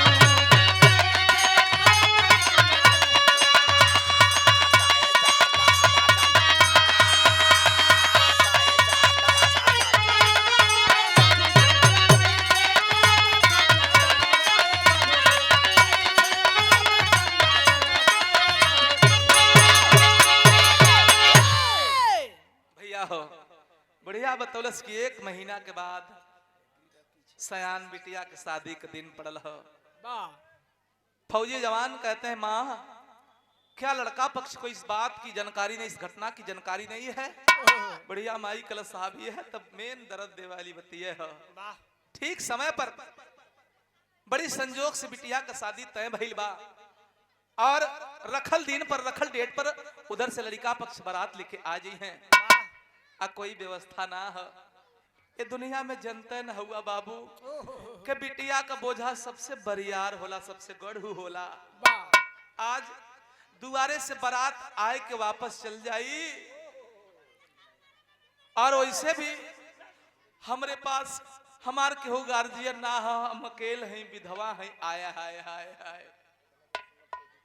देखे बाबू यही बिंद परिवार, स्वाभिमानी परिवार, इतना सुनते ही वो फौजी विनोद सुभाष फौजी मौन हो जाते हैं। आज जब फौजी जवान मौज भइल बुढ़िया लगल हंसकल साहेब यही बदे बतिया नहीं बतावत रहली साहेब। बोलिया बंद हो गल ना, वाह अब ना बोलबा। आया हाय मौन को तोड़ते हुए फौजी सुभाष कहते रे माँ मैं इसलिए मैं मौन नहीं हुआ कि कुछ लगाना पड़ेगा, कुछ देना पड़ेगा। मैं इसलिए मौन हो गया कि मैंने तुझे माँ बोला है तो तेरी बेटी मेरी धर्म की बहन हो गई। और एक भाई के रहते एक बहन की शादी ना हो ऐसा कदापि नहीं होगा। वाह ये कतई मुमकिन नहीं है माँ। बढ़िया माई कल 1000-2000 का खेल ना है भैया, 1,00,000-2 लाख रुपया लगी हो बाबू। फौजी विनोद कहते रे माँ, फौजी सुभाष कहते रे माँ पैसे की चिंता तू छोड़ दे, अब पैसे की जिम्मेदारी और सारी जिम्मेदारी मैं उठाने के लिए तैयार हूँ। बस तू तैयारी में लग जा, अपनी न्योता पाती को बंटवाने में लग जा। और वैसे भी मैं सौभाग्यशाली हूँ रे माँ, मेरी भी कोई बहन नहीं है और मेरी तो माँ भी नहीं है। माँ हमारी माँ बचपन में हमें छोड़कर चली गई, एक माँ मिल गई, एक बहन मिल गई। अब साल के हर रक्षाबंधन के दिन मेरी कलाई चमकेगी माँ, चमकेगी। प्रिया के हौसला भइल। अब धीरे धीरे व्यवस्था में जुटलन भैया, धीरे धीरे धीरे धीरे 29 दिन बीत गए। 30वां वाले दिन देखा फौजी दोनों भाई विनोद और सुभाष ड्यूटी भी करें और जब छुट्टी पावे तो सारी व्यवस्था भी करें। व्यवस्था करके दुरुस्त कर दिए, सारी सामग्री जुटा लिए बाबूजी। आज शादी वाले दिन लगभग 3:30 बज रहा है, दोपहर का 3:30 बज रहा है। छोटा भाई विनोद बिंद फौजी अपनी ड्यूटी पर है, बड़ा भाई दरवाजे पर है। हर बारात आवे वाली तैयारी में जुटल हुन के बराती यहाँ तक कैसे सेवा हुई, कैसे भाव हुई, बहनिया का कैसे बियाह हुई। सोचतन बिराह में शादी वाली गीत लगल मास्टर।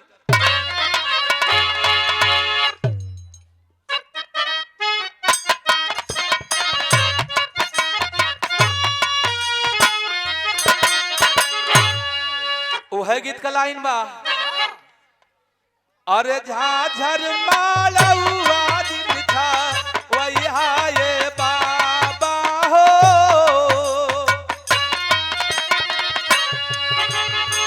झाझर मालवा दिन था वही ये बाबा हो, अलग है शुरू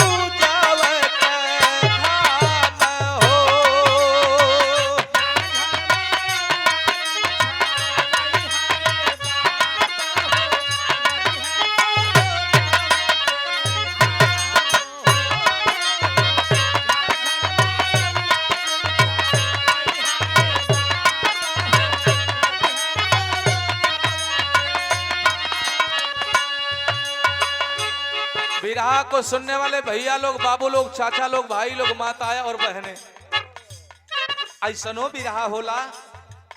आप लोग ये बिरहा के सुनबा, दुनिया में ऐसनो घटना घटले। एक बार आप लोग सुनेंगे बाबूजी ऐसी कहानी, एक ऐसे परिवार की, ऐसे वीरों की। देखा बड़का भैया सुभाष फौजी दरवाजा पर डटल हुन, जिम्मेदारी के निभावत हन, लेकिन कभी के लिखे के पड़ल। दिल में उत्साह लेके सोचे जवानावा हो, दिल में उत्साह लेके सोचे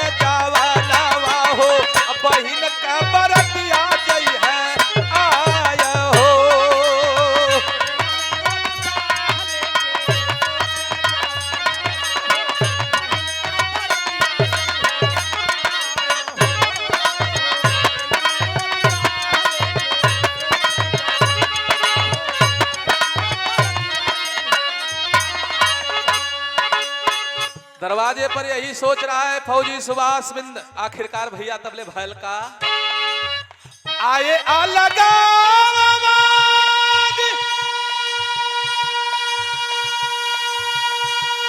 ए बाबू पापी बेईमानवा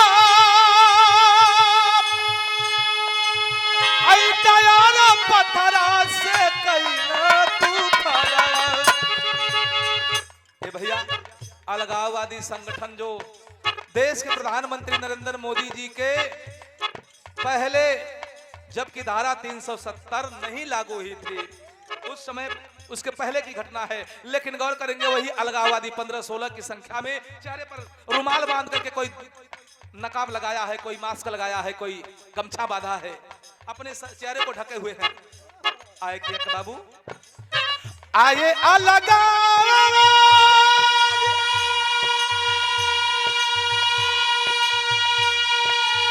पापी बेईमानवा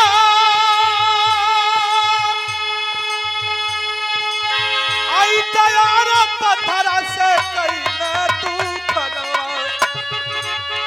इतवा पाथरावा के पपिया चलावे लगले, इतवा पाथरावा के पपिया चलावे लगले, मारी मारी कइला लहुलुहान।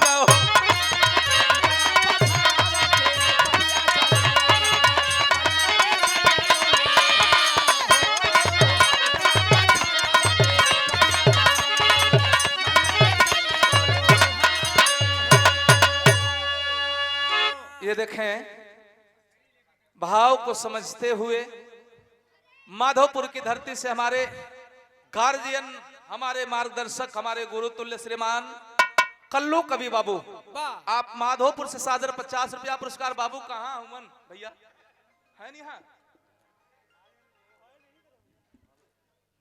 अच्छा बाबू, अगर जहां कहीं पत्नी हाथ उठा दे दर्शन कर ले यही से। कल्लू कवि जी आप उनके सुपुत्र हैं? अच्छा, उनके सुपुत्र द्वारा देखें ये पिताजी के सम्मान में समर्पित हमारे भाई आपकी ओर से 50 रुपए का पुरस्कार हमारे कवि जी के सुपुत्र हैं। बहुत बहुत भैया का हमारा प्रणाम बा, सबे पंच के प्रणाम आशीर्वाद की कामना है। और समाज में गुरुओं की भूमिका, कवियों की भूमिका ये होती है बाबू, अगर कवि लिखते नहीं तो एक कलाकार गाता नहीं।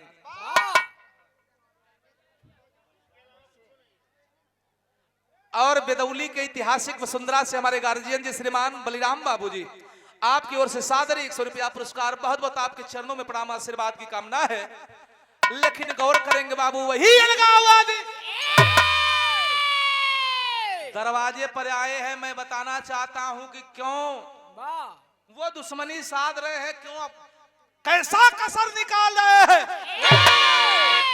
आप लोगों ने सुना होगा, पढ़े लिखे भाइयों ने पढ़ा होगा कि कश्मीर में कश्मीरी पंडितों को निकाला जा रहा था गलती से, कहे या फिर मालिक की मर्जी रही। वो परिवार जो बूढ़ी औरत थी बाबूजी, वो कश्मीरी ब्राह्मणी थी। और वह अलगाववादी यही सोच गए कि जब तक हम रहेंगे तब तक एक ब्राह्मण की बेटी की शादी नहीं होने देंगे। और इधर कसम खा लिया मेरे देश का वह सपूत, वह लाल, वह हीरा, कि मेरे रहते कैसे मेरी बहन की शादी नहीं होगी। आए हैं अलगाववादी, चारों तरफ से नाकाबंदी, घेराबंदी करने के बाद ईंटें और पत्थर की बारिश करना शुरू किया। भैया भैया चारों तरफ से ईटा पत्थर बरसा लगल भैया। साथ में जो फौजी रहन, सिपाही रहन, ड्यूटी दे रहन, पंचो चलन है भाग। भैया भैया जो अपना इतिहास नहीं जानता या सुनता तो इतिहास कैसे लिखेगा।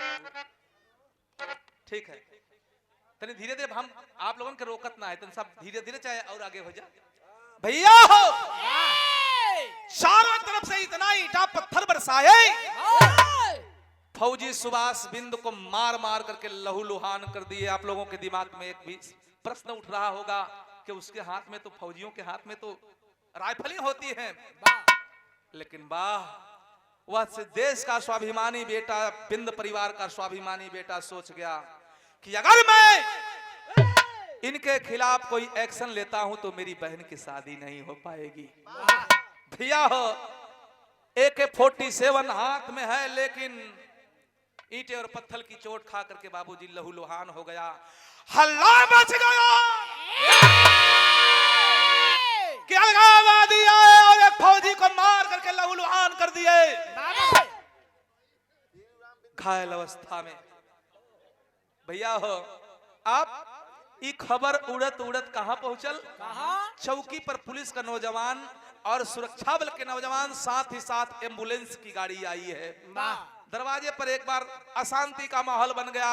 एम्बुलेंस में लाद करके बाबूजी फौजियों के हॉस्पिटल, जहां श्रीनगर जम्मू में जहां फौजियों का इलाज होता है, ले जाकर के हॉस्पिटल में भर्ती कर दिए। एहर कैसहू खबर 4:30 पौने 5 तक छोटका भाई के लग गल बा। 5 बजे शिफ्ट चेंजिंग होगा, 5 बजे का शिफ्ट है, चेंजिंग होगा। अब दूसरे जवान ड्यूटी पर आएंगे, ये छुट्टी पर जाएगा। मने मन सोचा था विनोद बिंद कि भैया हमार वो जगह पर डटल हुन हमहू के चले के बाद, लेकिन भैया हो केहू बतौलस कि ये विनोद तुम्हारे भैया के अलगाववादी संगठन का लोग ईंटा और पत्थर से मार मार करके लहूलुहान कर दिए। आपके भाई हॉस्पिटल में एडमिट हैं। आए हाय देखे बाबूजी जवानी जाग गई। आज जब जवानी जागल बा त रवानी जागल बा। आज वह विनोद बिंद फौजी भूल गया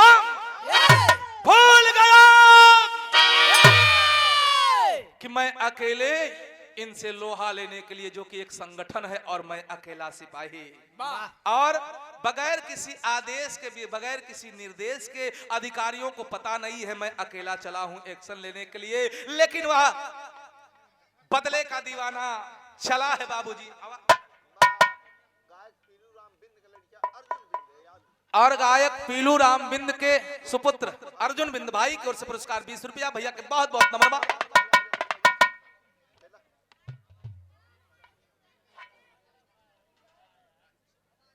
और श्रीमान दीप चंद बाबू आप बेदौली के धरती से ट्रैक्टर वाले, उनके पिताजी का नाम बल्लू न भैया, बल्लू बाबूजी, आपके द्वारा सादर 102 रुपए का पुरस्कार। बहुत भैया का प्रणाम। बस हमार मात्र 5 मिनट कहो।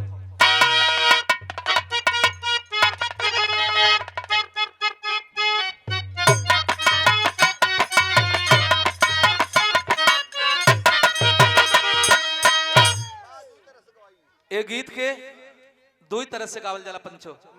कवन कवन बतावत है। अरे बिरहा में अब तो बिरहा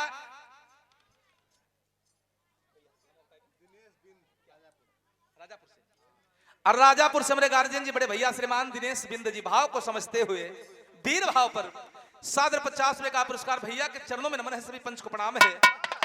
लेकिन गौर करेंगे बाबू, तब का बिरहा और अब के बिरहा में बड़ी अंतर हो।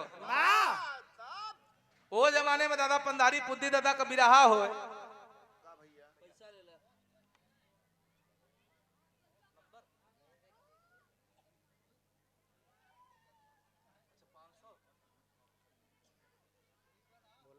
और ये भाई आप श्रीमान अशोक कोल एमपी के धरती से, ये भाई की ओर से ये सादर 500 रुपया पुरस्कार इस बबलू दीवाना को प्रदान किया गया। जरा सा आप लोग ताली बजा करके भाई का सम्मान करेंगे। गैरों के लिए जो जीता है लाखों में वही एक होता है।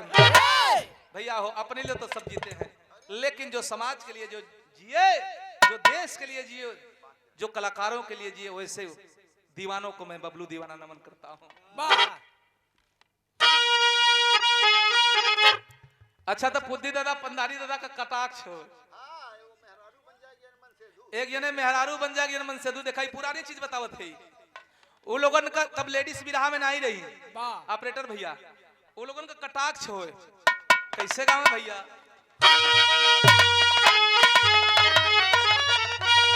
अरे सासु मारे ताना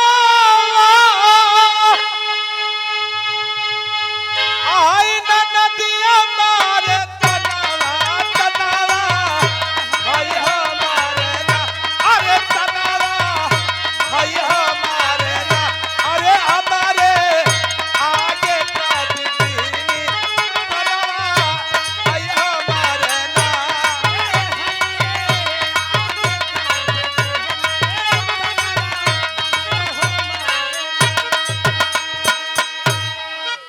ई तो सुना यू लोगन का बिरहा हो, लेकिन वही में पुद्दी दादा लकड़ी बजाए के गावत रहन। जे दादा लोग सुने हो बाबा उ लोग पुद्दी दादा साइड लकड़ी बजाए के गावत रहन। अच्छा पंधारी दादा गावत रहे तो पुद्दी दादा कह रही जा सार अब आवत है तनी पिसाब कई के। तब पुद्दी दादा पंधारी दादा का जब नंबर खत्म हो पुद्दी दादा गाँव में देखा वो जमाने में भी भी रहा मोतरा अगर आज हो तो करताल भोकी भोका हो जाए गवैयन में।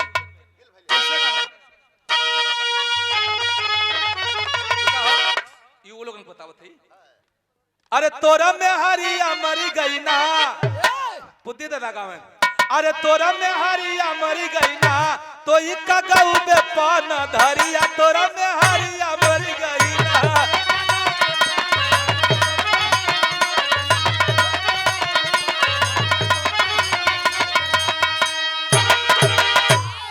अच्छा जब उनकर नंबर आवे पंधारी दादा का तब पुद्दी दादा का जवान गावल गीत काटे कहा कि दुई लाला नवा दे गई ना।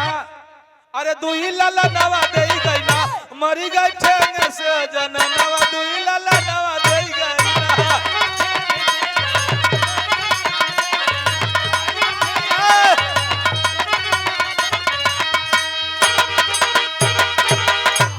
तो ये सब कटाक्ष हो कहा ठेंगा से मरी गए लेकिन दू ठे दे के गई बा दिया बत्ती के धरवैया भैया हो।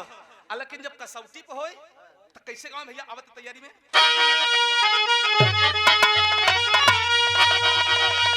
अरे गिला भैया पिसाना अरे कटात नहीं खेलैया यानी यारे घरवा अरे यानी यारे घरवा हई मुसुकी अलीनी गइल बेलनवा आनी यारे।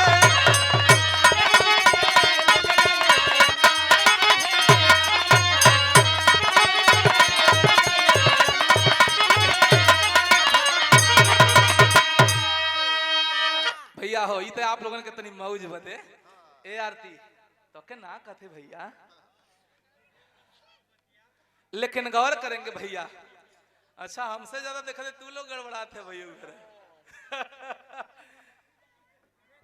तनी मौज ला आप लोग देखा गीत संगीत कलाकार का मतलब का होला आप लोगन के जौने में खुशी बा हुआ हमें हमहू लोग खुशी है भैया हो। लेकिन गौर करेंगे बिरहा पर चला है विनोद बिंद कैसे चला है बाबू आवा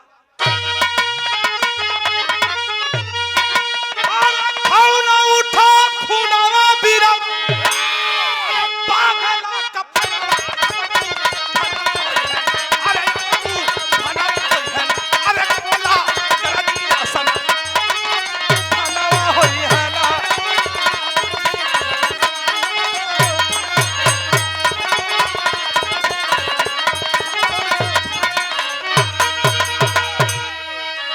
भैया हो चला है सर पर केसरिया तिरंगा बांध करके जहां साले कमीने मिलेंगे क्योंकि खाते हमारे देश के हैं और करते पाकिस्तान वाली।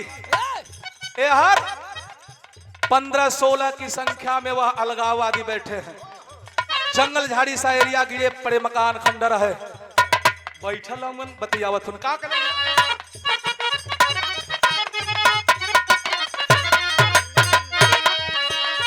बैठी आ लगावादी बैठी आ लगावादी संगठन बनावत रहले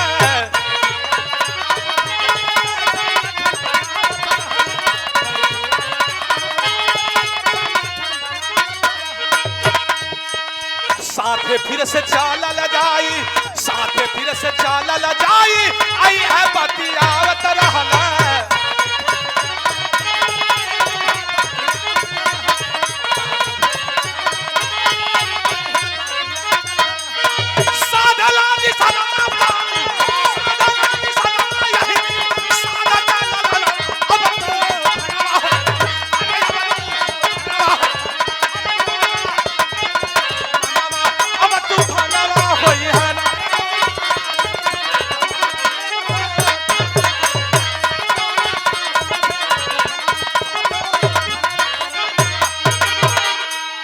भैया हो साध के निसनवा मरलस निषाद कै ललनवा अब तूफनवा हुई है ना।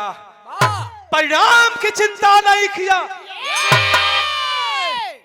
कि ये मैं जो करने जा रहा हूं, अगर मैं पकड़ा गया, चिन्हित कर लिया गया, तो हमारे अधिकारियों की ओर से हमारा कोर्ट मार्शल कर दिया जाएगा, मेरी सजा हो जाएगी। भैया हो, निकाल करके AK-47 तड़तड़ तड़तड़ लगल बरसावे कल साले दो गला। अब यार सामने लगल जब मैगजीन तड़तड़ तड़तड़ बरसा, चलना 16 भाग, लेकिन भागत भागत 3 मिलन के 3 अलगाववादी मौके पर ही ढेर हो गए। कुछ को पैर में गोली लगी तो कुछ को बाह में लगी। वहां से तो भाग चले बाबूजी देखें। और इधर फौजी विनोद बिंद अब दरवाजे पर आया है और बड़ी ही जज्बे और बड़ी बहादुरी के साथ मन में यह हौसला बनाकर चला है कि जिस अधूरी जिम्मेदारी को मेरा भैया छोड़ करके हॉस्पिटल में गया है, उस जिम्मेदारी को मैं निभाऊंगा। मेरी धर्म की बहना की शादी नहीं रुकनी चाहिए। दरवाजे पर बारात आएगी। धीरे धीरे धुंधलौक होते भैया, बत्ती अब जले का समय होत बा। एक आठ बत्ती जल गई बा, ट्यूबलाइट जल गई बा, दरवाजे पर सामियाना लगल बा। व्यवस्था खान पान का धीरे धीरे अब बने शुरू भइल बा। भैया हो, एहर दरवाजा पे पहुंचलन है फौजी विनोद बिंद और निगरानी में लग गया। मुआयना करने लगा, कहाँ क्या रहना चाहिए, कहाँ क्या किस चीज को रखना चाहिए, कहाँ खाना खिला।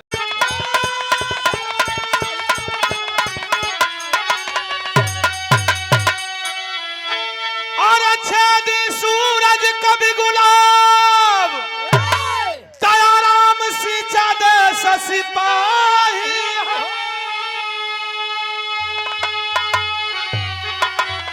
और लगा कुल खानदान में दागी।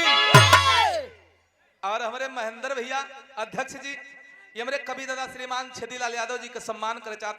दादा खड़ा हो जाए।